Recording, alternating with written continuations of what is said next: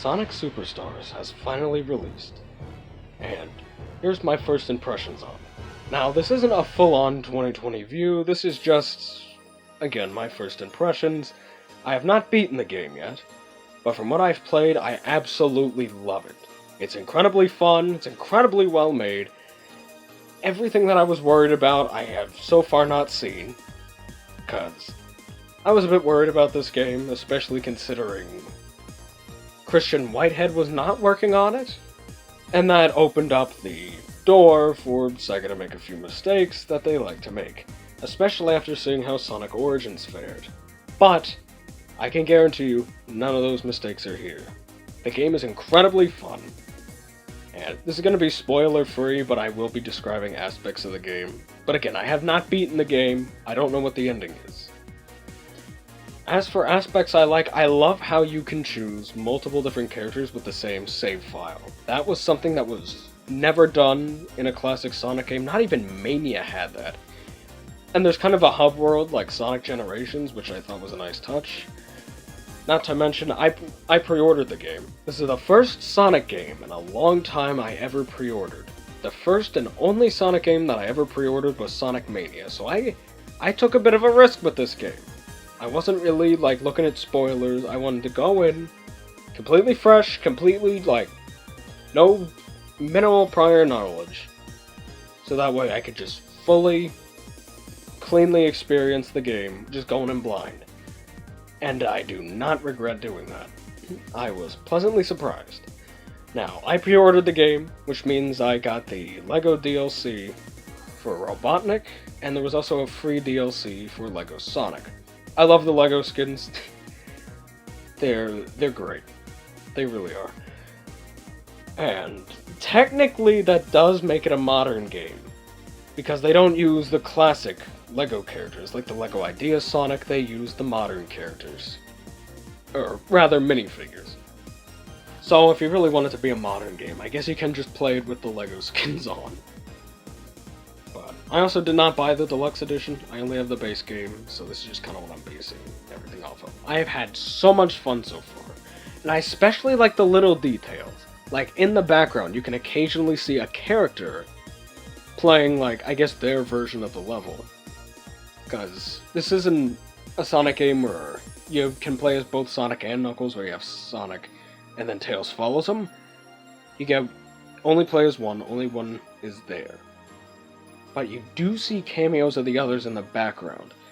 And I really, really love the character-specific levels, at least I think they are. Because there's one that says Act, and then the character's head. Like, for example, Act Sonic. I think that's a level only Sonic can play. Incredibly fun. I'm having a blast with this game. I'm telling you, I'm having a blast with it.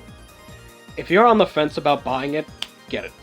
Get it as soon as you possibly can. It's just amazing. It's an amazing game. Now, if you haven't pre-ordered it, you will miss out on the pre-order bonuses, but that's okay. They're just extras, mainly just skins. I actually have a bit of a story to talk about with my pre-order bonuses, but we'll get to that. So, I love the special stages. They're incredibly unique and incredibly fun. Essentially, there's a Chaos Emerald that's floating around, and what you gotta do is, almost Spider-Man style, swing off of different orbs to try and catch it, and the more rings you get, the more time you get to catch the emerald. It's incredibly unique, and personally, I think it might be my favorite way special stages have been done. But the special stages from Sonic 1 also return as, I guess, bonus stages. Essentially, there's these tokens that you collect. Well, not tokens, they're more like medals. There's medals that you collect. Not entirely sure what they do yet. I think you just buy robotic parts for your custom robotic character. But to get them, there's a few ways you can get them. You can find them in the levels, or you can get over 100 rings and you'll get one. But another way is to have over 50 rings, go through the goal pole. A portal will be above not the goal pole, the checkpoint. I'm sorry if I'm slipping over my words. This is not scripted. I just kind of wanted to freely express my opinion. So this is one of my unscripted videos, kind of like the Toy 2020 views. So you jump into the portal and it takes you to this Sonic 1 special stage-esque level. And what you gotta do is you gotta traverse it to get to the medals. I have a blast with them. I know a lot of people don't like the Sonic 1 special stages, but I love them. Out of all of them, I think they were my favorite way the special stages were done. The Sonic 2 ones were not fun at all, and the blue spheres could get repetitive and a bit boring. So my overall first impressions are incredibly positive. They nailed it. I've been just having so much fun with this. I played it for a solid like 20 minutes. Now, usually I don't really have the time to play games much anymore. That's why most of the games I 2020 view were kind of older games that I've, played during my childhood or played back when I had time and I kind of know like the back of my hand. This game, I played it for like a solid 20 minutes. I usually only get around like 5, maybe 10 minutes to play a game, but I played it for 20 minutes. That speaks for itself. That speaks volumes of how much I love this game so far. Now again, I might just be excited because, it's a new game, and also I was worried about SEGA doing a few things with it, especially considering how Origins ended up, and I can safely say that they did not make those mistakes this time.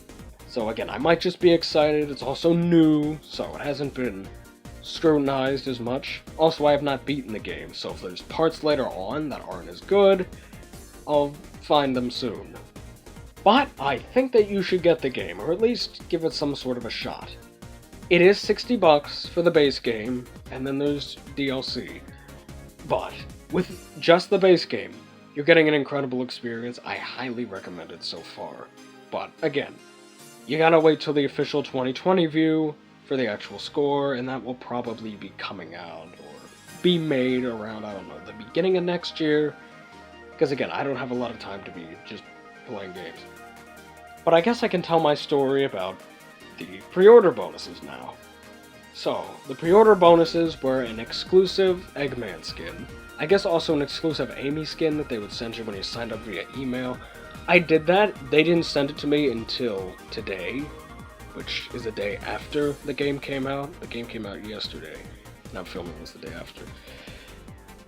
But they sent me it today, so I'm glad I didn't miss out on that. I missed out on the Sonic Frontiers soap shoes because I held off on that game. I waited until April of this year to get it. I had a lot of fun with it.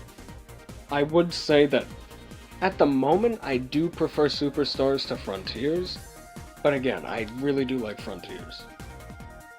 Although I don't know if I'll be making a 2020 view on that anytime soon. But back on topic. So, the last pre-order bonus of the ones I listed was a acrylic display stand. Now, I pre-ordered it from GameStop. Physically, I went to the store and pre-ordered it. So, when it got picked up, they had the game, but they did not have the acrylic display stand.